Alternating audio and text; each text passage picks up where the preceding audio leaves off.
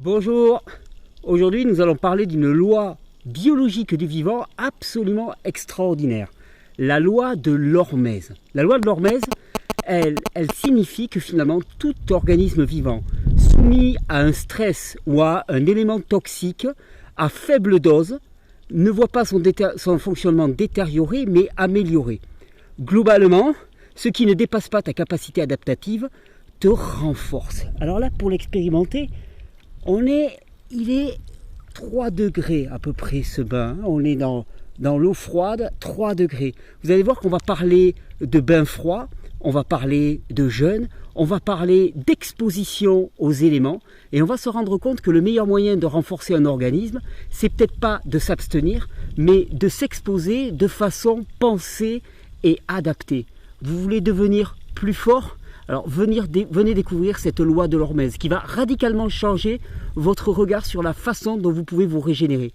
Il ne s'agit plus de raser les murs et de sortir par le dessous de la porte en évitant l'exposition. Il s'agit de se renforcer pour résister à la détérioration de l'environnement, devenir plus fort. Et vous allez voir, les implications, elles sont très larges. Depuis l'alimentation, les allergies alimentaires, en passant par la fatigue chronique, on va devenir plus fort. Ouais, 3 degrés, tranquille, tout va bien. Même jusqu'au cou. Allez, on se retrouve pour cette vidéo exceptionnelle. Bonjour, après ce petit bain froid extrêmement revigorant, c'est une joie de vous retrouver pour cette vidéo qui pour moi est le point crucial de cette série de vidéos sur l'épuisement. Les 4 premières, on a fait le constat. Je vous ai montré ce que épuisement voulait dire. Là où il y avait épuisement, parce que des fois on ne sait pas qu'il y a épuisement, alors qu'on va accuser tel ou tel facteur, alors qu'en fait ce n'est que de l'épuisement. Je vous ai montré les conséquences de l'épuisement sur notre immunité. Bon, maintenant qu'on a fait le tour d'horizon, on va pas y passer non plus des heures et des heures, on va essayer de voir comment s'en sortir. Et là aujourd'hui, eh bien, on va parler de l'hormèse. L'hormèse, c'est une loi magnifique. Il y a une loi du vivant sur laquelle je m'appuie énormément qui s'appelle la loi de l'homéostasie. La loi de l'homéostasie, c'est la bonne nouvelle du vivant. La loi de l'homéostasie, elle te dit que puisque tu es un organisme vivant, c'est un principe qui est partagé par tous, puisque tu es un organisme vivant, eh bien, tu reviens spontanément à l'état d'équilibre, de meilleur fonctionnement. Ça, c'est une loi du vivant. Tu reviens spontanément à l'état d'équilibre. Tu n'as rien à faire, tu as juste à laisser faire. C'est la caractéristique du vivant, il est auto-réparant. Et je suis content parce qu'à force de répéter cela, j'entends de plus en plus, je vois des vidéos autour de moi où les gens disent « le corps est auto-réparant ». Mais ouais, c'est ça, enfin on le saisit. On n'est pas des mendiants, on a un héritage qui est incroyable. Nous sommes auto-réparants. Et bien avec l'hormèse, on va mettre une couche supplémentaire. Parce que là où l'homéostasie nous dit tout système vivant revient spontanément à l'état d'équilibre, l'hormèse, qui est un principe, c'est-à-dire principe valable pour tout le monde, pour toi, pour moi, pour lui, pour elle, quel que soit son âge, quel que soit son état, l'hormèse est un principe du vivant. Et l'hormèse, c'est un principe biologique du vivant qui dit qu'un effet bénéfique résulte de l'exposition d'un organisme à une dose d'éléments stressants, ou une dose de poison, si tu préfères, qui, dans d'autres cas, à plus forte dose, serait avéré toxique. On dit un effet bénéfique résulte de l'exposition à une faible dose, moi je dirais plutôt un effet bénéfique résulte de l'exposition à une dose adaptée. Je ne suis pas nietzschéen, pas du tout, pas de risque de ce côté-là. Mais il y a une phrase de Nietzsche qu'on a beaucoup entendue, beaucoup répétée, et que je trouve relativement pertinente. Il disait « Ce qui ne te tue pas te renforce ». Moi je le dirais pour le traduire en termes physiologiques, ce qui ne dépasse pas ta capacité adaptative te renforce. Et d'ailleurs c'est là où on peut le voir, la synergie avec la loi de l'homéostasie. La loi de l'homéostasie, elle te dit, ben voilà, là tu as la normalité, le fonctionnement normal, là tu as les limites de ta capacité adaptative. La loi de l'homéostasie, elle te dit, eh bien tout système vivant, toi, si on te laisse tranquille, tu peux revenir à cet état-là. Tu peux revenir à ce stade-là. La loi de l'hormèse, elle te dit, si tu appliques à ton organisme des stress, des poisons, des conditions, qui ne dépassent pas sa capacité adaptative. Alors la capacité adaptative, on s'entend bien, ça va dépendre de la dose de l'élément extérieur et de la capacité propre de l'individu. Donc ça sera purement individuel. Et ça, on va y revenir largement dans cette vidéo. Eh bien, si tu appliques un élément stressant qui ne dépasse pas la capacité adaptative de ton organisme, eh bien, il va s'améliorer. Quelque part, c'est une homéostasie dynamique.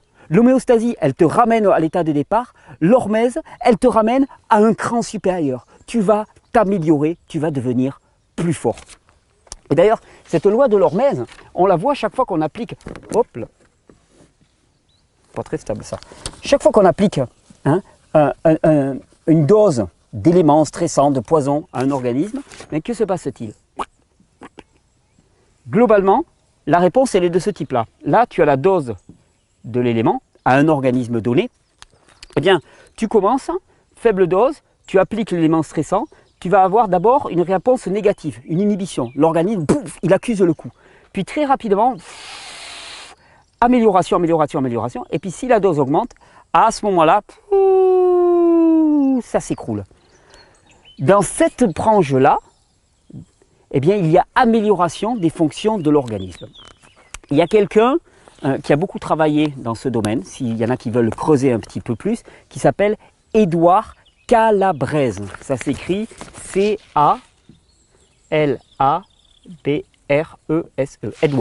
Edward Calabrese. Édouard Calabrese a beaucoup travaillé dans ces domaines. Il a montré que cette loi de l'hormèse, eh bien, elle s'applique à la privation de nourriture, à l'exposition au froid, au chaud, à des éléments climatiques assez diversifiés. Elle s'applique aussi, par exemple, à l'exposition au rayonnement électromagnétique. Des faibles doses de rayonnement gamma, par exemple, sur des individus, amènent à une amélioration de la résistance au rayonnement gamma. C'est très utilisé, par exemple, pour les personnes qui vont subir des traitements par radiation contre le cancer, soi-disant. Et à ce moment-là, on s'est rendu compte que si préalablement on les expose à des faibles doses de rayonnement ionisant, eh bien à ce moment-là, ils vont beaucoup mieux réagir et s'adapter au bombardement qui va suivre par la suite. Alors, il y a une hormèse chimique, par exemple, l'exposition aux métaux lourds. Édouard Calabrese, dans ses travaux, a largement montré qu'une personne qui serait régulièrement exposée à des faibles doses de produits chimiques de métaux lourds gagne en capacité d'éliminer ces métaux lourds une fois qu'elle sera exposée à des plus fortes doses. Il y a une hormèse par rapport au rayonnement électromagnétique et rayonnement nucléaire. Le fait d'être exposé à une faible dose qui ne dépasse pas la capacité adaptative de ton organisme, et ça on va y revenir, amène à une amélioration de la fonction. Alors, moi j'ai envie d'attirer votre attention, dans le cadre de cette série de vidéos sur l'épuisement, sur deux formes d'hormèse qui nous concernent directement. L'hormèse par restriction alimentaire et l'hormèse par exposition au froid. Parce que c'est deux choses qui sont extrêmement faciles, extrêmement accessibles. Tout un chacun peut le faire et ça amène des bénéfices pour l'organisme qui sont absolument colossaux. Alors on va parler d'abord de l'hormèse. Alors bon, j'avais quelques études d'ailleurs à vous présenter. Évidence des effets bénéfiques d'une exposition à des faibles niveaux de radiation. Je vais vous mettre le lien de l'étude, clac, pour vous montrer un petit peu. Mais d'ailleurs c'est pas Calabrese qui a fait ça, c'est un autre, mais ça vous donnera une idée. D'autres articles sur l'hormèse, when less is more, quand peu c'est meilleur, l'hormèse contre le stress et les maladies. Donc encore une étude que je vais vous citer. Ensuite, qu'est-ce que j'ai comme étude? Nutrition, hormétique, stress and health, bon ça pas particulièrement intéressant. Voilà, celle-là elle va nous intéresser beaucoup plus. Donc, hormèse par restriction alimentaire, ce qu'on appelle le jeûne. Une étude, ça a commencé dans les années 1934, une étude en 1934 qui a été conduite sur les rats par quelqu'un qui s'appelait Mary Cowell à l'Institut de Cornell, à l'Université de Cornell. Mary Cowell, elle a fait de la restriction alimentaire sur des rats, elle a diminué leur alimentation de 30 à 50% à peu près. Et ils ont prouvé que s'ils apportaient suffisamment de micronutriments, eh bien, on doublait l'espérance de vie de ces rats, tout en maintenant un niveau d'activité et de vitalité qui était exceptionnel. Alors, les rats restaient énergiques d'apparence. Le simple fait de réduire l'alimentation a mené à une amélioration de leur espérance de vie qui était colossale. Alors, ils se sont posé la question, mais pourquoi? Eh bien, ils se sont rendus compte qu'il y a plusieurs phénomènes. Bon, le premier phénomène, c'est, on le connaît, on en a parlé lors du jeûne, quand vous jeûnez, il y a un processus qui s'appelle l'autophagie, dans lequel le corps vient nettoyer les parties les plus viciées de lui-même. Donc, automatiquement, en laissant le corps se nettoyer de la sorte, eh bien, il va s'en suivre que ce qui va rester après la restriction alimentaire, ça va être le meilleur de vous-même. Donc à côté de cette autophagie, ils ont mis en évidence un phénomène dont on a très peu parlé dans la série de vidéos sur le jeûne. C'est ce qu'ils ont appelé la mytohormèse. Mitochondrie, c'est pas mythomane, c'est mytohormèse. Et la mytohormèse, c'est une réaction de défense qui se situe au sein même de la cellule.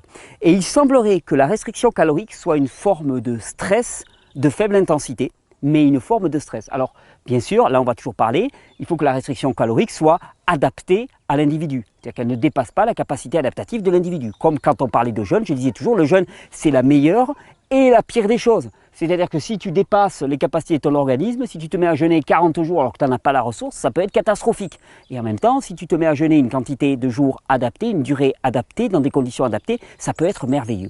Mais cette mytohormèse, ils ont montré que la restriction calorique, c'est une sorte de stress de faible intensité qui active des gènes impliqués dans les processus de défense contre le processus de vieillissement, contre le phénomène d'oxydation.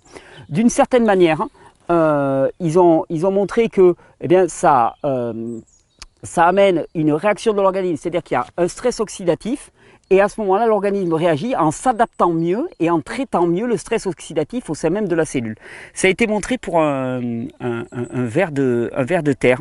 Ils ont limité les quantités de glucose qu'ils donnaient à ce ver de terre et donc il y avait une réaction de stress à l'intérieur de l'organisme par manque de glucose et cette réaction de stress amenait à une meilleure résistance au stress oxydatif et ils ont doublé voire triplé la durée de vie de ces vers de terre. Et ça c'est valable pour tout le vivant puisque c'est un principe qui est valable pour tout le vivant. Ils ont montré aussi qu'au niveau moléculaire, il y a des gènes particulièrement qui amènent à la production d'enzymes qui augmentent l'activité de la mitochondrie quand on est en restriction alimentaire ou quand on est en jeûne et qui amènent ainsi à un ralentissement du vieillissement cellulaire. Il y avait une autre chose dont on avait parlé quand on est en restriction alimentaire ou en jeûne, c'est l'augmentation de la BDNF. Brain Derived Neurotrophic Factor. C'est en fait, globalement, c'est un facteur neurotrophique de croissance neuronale. Donc c'est un facteur qui va amener à une multiplication et une construction du système nerveux. Et il y a une étude, par exemple, que je trouve excellente, que je vais vous citer. The Influence of Diet and Exercise on Mental Health through Hormesis. Donc c'est de Fernando Gómez Pinilla.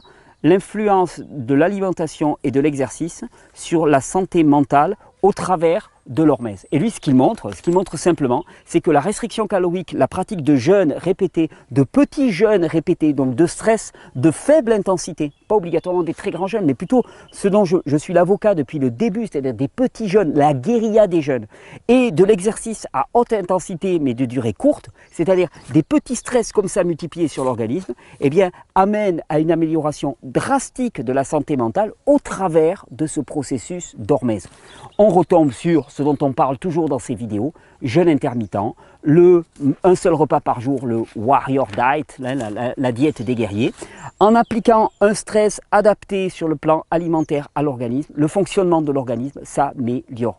C'est quand on parlait de jeûne, je disais toujours, les jeûnes courts sont là pour améliorer le fonctionnement de l'organisme. Les jeûnes longs sont là pour nettoyer, aller profond, chercher ce qui s'est accumulé en termes de déchets. Mais les jeûnes courts sont vraiment des jeûnes d'optimisation. Augmentation de l'hormone de croissance, augmentation de la testostérone, boost hormonal, boost de l'adrénaline. Tout est multiplié. Si vous êtes en état d'épuisement, c'est exactement ce qu'il vous faut. Par contre, il faut bien intégrer que en situation d'épuisement, la capacité adaptative de la personne, elle est fortement diminuée. Et donc, si la capacité adaptative de la personne est fortement diminuée, si on fait là l'échelle de la restriction alimentaire, ça c'est la normale, la personne va avoir la possibilité d'aller, par exemple, simplement jusque-là au début, c'est-à-dire une journée de jeûne. Une journée, après au-delà, ça ne va plus. Bon, mais une journée. Et avec la loi de l'hormèse, elle va améliorer le fonctionnement de son organisme. Et puis au bout d'un certain temps, ça sera à 2 jours. Puis à un certain temps, ça sera à 3 jours. Puis après un certain temps, ça sera à 4 jours. Et chaque fois, la fonction de ton organisme s'améliore. Le fonctionnement de ton organisme s'améliore. Peu importe aussi bas où tu démarres. Peut-être que tu ne peux pas jeûner plus de 1 heure. C'est la blague. Mais quiconque, n'importe qui peut s'arrêter de manger au moins 1 heure. Ok, tu jeûnes 1 heure. Et puis ensuite, tu vas pousser à 1h05, puis 1h10, puis 1h15. Tu sais, la seule façon d'échouer, c'est de renoncer. La persévérance, surtout avec des lois comme ça, la persévérance conduit automatiquement au succès. Il n'y a aucun moyen de perdre. Pourquoi? Parce que tu t'appuies sur des lois biologiques qui sont valables pour tout le monde, qui te disent que premièrement, d'après la loi de l'homéostasie, ton organisme est auto-réparant. Deuxièmement, d'après la loi de l'hormèse, tu ne peux aller que d'amélioration en amélioration à condition que tu ne franchisses pas la ligne rouge de la capacité adaptative. Alors tu vas me dire, mais comment est-ce qu'on la connaît cette ligne rouge? On va en parler en fin de vidéo. Il y a le ressenti. Il s'agit d'aller tester les limites. Et une fois que tu auras testé les limites, tu sauras où se situe la ligne rouge. Il y a une autre hormèse dont on a beaucoup moins parlé dans ces vidéos, avec lesquelles je vous ai accueilli dans ce début de vidéo, dont je voulais vous parler, c'est l'hormèse par rapport au froid. À titre personnel, c'est quelque chose qui est très important pour moi parce que je suis quelqu'un qui a toujours eu peur du froid. J'avais peur de l'eau froide, je prenais toujours des douches extrêmement chaudes. J'avais peur du froid, je détestais le froid, je n'aimais pas les conditions froides. Et puis il y a quelques temps de ça, j'en ai eu assez de cet état. J'ai dit c'est pas possible, le froid ne peut pas avoir d'autorité sur moi. Je ne peux pas craindre le froid. Et en cherchant, eh bien, je me suis rendu compte que l'exposition au froid était certainement un facteur d'amélioration de la fonction corporelle juste absolument hallucinant, particulièrement pour les fatigués chroniques. Parce que se passe-t-il quand on expose un corps au froid? Eh bien, il y a une première réaction qui est une réaction de thermogénèse. C'est-à-dire qu'il y a une élévation du métabolisme, le corps produit énormément de chaleur. D'abord, il y a un choc froid, hein, la fameuse baisse, là, vous exposez votre corps au froid, hein, là c'est le froid. Alors, premièrement, le choc froid, poum, oh, t'as froid là, ça te crispe. Puis immédiatement ou rapidement après, tu vas sentir de la chaleur qui t'envahit. Moi, quand je me baigne dans cette eau là qui est à 2 ou 3 degrés, tous les matins quasiment, eh bien, quand je m'y mets, il y a 30 secondes, 45 secondes où c'est dur. Puis d'un seul coup, je commence à m'y sentir à l'aise. C'est impressionnant, c'est très impressionnant. Alors, le temps, la durée pendant laquelle tu vas te sentir à l'aise, ben, elle va dépendre des individus. La température aussi. Hein. Au tout début, je ne me mettais pas dans des bains à 2 ou 3 degrés, je me mettais dans des bains à 14 ou 15 degrés, parce qu'à 2 ou 3 degrés, eh bien, ce pic-là, il n'aurait pas eu lieu. Hein. Et donc, il y a ce pic-là, donc on l'appelle le choc thermique, le choc froid. Ensuite, thermogénèse, production d'adrénaline, augmentation du rythme cardiaque. Hein. Donc on est en phase d'adaptation, hein, production de chaleur par le corps. Et si on poussait trop loin, alors à ce moment-là, il pourrait y avoir une chute et refroidissement. Il s'agit de s'arrêter avant. Pour être dans l'hormèse, il s'agit d'appliquer au corps un stress qui est à l'échelle de ce à quoi il peut s'adapter. Alors là, j'ai des études pour vous prouver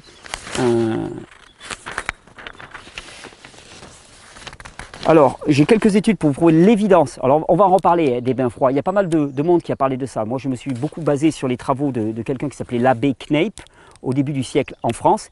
Il y a quelqu'un là qui fait beaucoup parler de lui actuellement et qui, à juste titre d'ailleurs, hein, qui est un peu à la mode, qui s'appelle Wim Hof aussi. On l'appelle le Iceman, l'homme des glaces, hein, et qui a fait beaucoup de littérature là-dessus. On va faire des vidéos sur l'exposition au froid parce que je deviens de plus en plus fanat de cette méthode. Mais je vous ai sorti quelques études.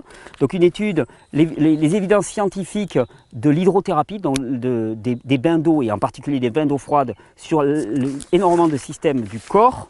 Les changements immunitaires chez les humains, immune change in human during cold exposure, donc les changements immunitaires chez les humains pendant l'exposition au froid. Donc ça, très intéressant.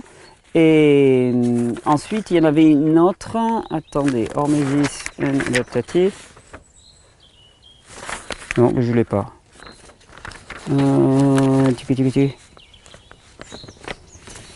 Ouais, bah, c'était les deux que je voulais vous montrer.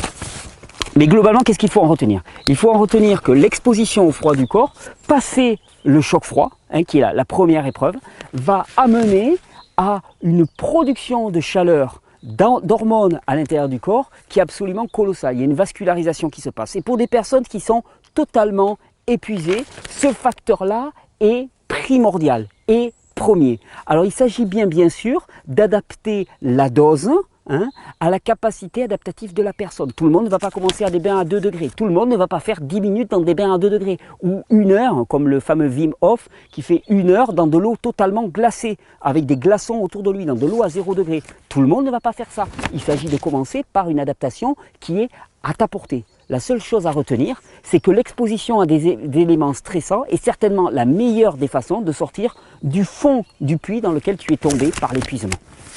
Alors, hormèse par rapport au froid, on va en reparler, on va faire des vidéos là-dessus, mais dans cette série sur l'épuisement, je ne veux pas devenir trop spécifique, je veux juste vous donner des pistes. Le système immunitaire, il peut être considéré d'une certaine manière aussi comme un système hormétique, dans lequel le stresseur, c'est un antigène, et le système va venir réagir avec la prolifération des agents immunitaires en réponse à la présence d'un antigène. Alors bien sûr, la quantité d'antigènes est déterminante. S'il commence à y avoir trop d'antigènes, le système est dépassé. Et c'est sur ce principe-là, par exemple, que repose la vaccination ou l'insensibilisation pour les terrains allergiques. Le problème, c'est que quand on fait de la vaccination ou de l'insensibilisation, on injecte des mégadoses d'éléments stresseurs sans prendre connaissance de la nature et la capacité de l'organisme. Et donc, rapidement ou régulièrement, il y a des accidents avec ça. Le principe n'est pas aberrant sur le plan des principes du vivant. Le principe est aberrant parce qu'il ne tient pas compte de l'unicité de chaque organisme. Et on applique les mêmes doses à un moment qui est déterminé de façon totalement arbitraire, alors qu'en fait, pour que ça soit efficace, il faudrait que le corps soit exposé à des virus, des bactéries et ainsi de suite, mais à des faibles doses, à des doses physiologiques. Et d'ailleurs, ça on prépare une série de vidéos à venir pour sortir de l'enfer des allergies alimentaires en prouvant que l'un des facteurs clés des allergies alimentaires, des allergies tout court et de l'affaiblissement de notre système immunitaire, c'est le défaut d'exposition quotidien et régulier à des éléments stresseurs. C'est-à-dire qu'à force de vivre dans un monde aseptisé, eh bien, on ne développe pas les mécanismes de défense contre ces éléments-là et le jour où on y est exposé, c'est la cata parce qu'on ne les a pas construits, on n'est pas devenu plus fort. Alors, le problème, c'est que dans la littérature, la plupart du temps, l'hormèse est considérée comme dans un absolu. Il y a une dose, si tu es en dessous de la dose, eh bien, tout va bien. Si tu es au-dessus de la dose, ça ne va pas bien. L'hormèse est beaucoup plus fine que ça. C'est un concept qui est progressif et dynamique. C'est-à-dire qu'il n'y a pas une dose bénéfique et une dose pathogène pour un individu, enfin pour des individus. Il y a une dose à un moment donné pour un individu donné. Et c'est une réaction, c'est une relation toujours pareille entre un organisme et un poison, un agent toxique. Cet agent toxique n'étant pas toxique tant qu'il ne dépasse pas la capacité adaptative de l'organisme. Et c'est vraiment cette notion-là que je veux faire passer dans cette vidéo. Il y a une notion qui est très chère pour moi aussi, c'est la notion de fragilité. Et il y a quelqu'un qui s'appelle Nassim Nicolas Taleb, de mémoire, qui est un économiste, mais qui a beaucoup travaillé sur un concept qu'il a développé qui est l'antifragilité. C'est-à-dire quel rapport antifragile? Quand tu es en situation d'épuisement, tu es fragile. L'antifragilité, qu'est-ce que c'est que cette antifragilité? L'antifragilité, c'est quelque chose de fragile, c'est quelque chose qui casse sous la contrainte. Et on pense souvent que quelque chose de robuste n'est pas quelque chose de fragile. Mais quelque chose de robuste est quelque chose, même s'il faut une contrainte énorme, ça reste quelque chose qui casse sous la contrainte. L'organisme humain est antifragile, au sens où il ne casse pas sous la contrainte. Il s'améliore sous la contrainte à condition que cette contrainte ne dépasse pas sa capacité adaptative. Et c'est là l'essentiel. Et si vous êtes épuisé, c'est là le message à saisir. Si vous voulez sortir de cet enfer, si vous voulez sortir de cet état d'épuisement, eh bien il va falloir s'agir de déterminer quelle est votre capacité adaptative et aussi petit soit-elle, de commencer à aller la solliciter aux limites. Peu importe quelle est cette capacité adaptative, peu importe si elle est toute petite, incrémentation après incrémentation, jour après jour, vous allez pouvoir gagner. Hormèse, par rapport à l'alimentation, vous commencez à jeûner une demi-journée, 3/4 de journée, une journée et demie, 2 journées. Si vous mettez maintenant, où est-ce que vous en serez dans 6 mois, dans 1 an, dans 6 ans? Où est-ce que vous en serez? À quel point votre organisme aura été renforcé? Pareil par rapport à l'exposition au froid, à l'eau froide, voire au chaud. Parce que quand on est épuisé, même le chaud est insupportable.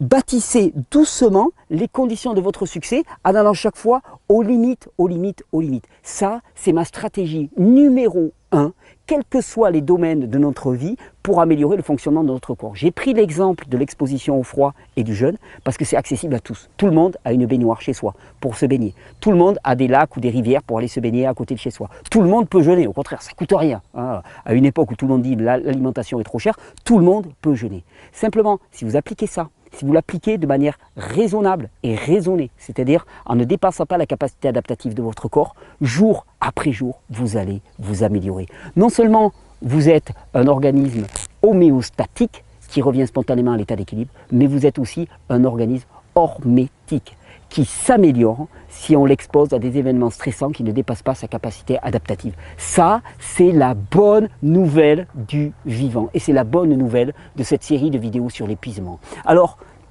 cessons de croire ces discours qui nous disent toujours de nous protéger, puis qui nous désignent, hein, on en a parlé dans le discours sur toute la série de vidéos sur la détoxination, les grands méchants poisons de notre environnement. Mais attends, ils sont d'autant plus des poisons que ton organisme est faible et ne sait pas y répondre. Hein. Et si tu veux que ton organisme ne soit plus faible, qu'est-ce qu'il faut faire? Eh bien, il faut accepter de s'exposer de manière raisonnée à ces poisons, hein, de manière à ces poisons. Alors, le terme de poison n'existe même plus, ça n'existe pas un poison, hein, puisque c'est une question de dose et d'interaction avec l'organisme. Mais il faut accepter de s'exposer de manière raisonnée à ces produits-là, de manière à bâtir une résistance et une vraie force. Devenez plus fort. Et dans l'absolu, à titre de provocation, actuellement, c'est la grande mode, entre guillemets, des régimes sans gluten et sans produits laitiers.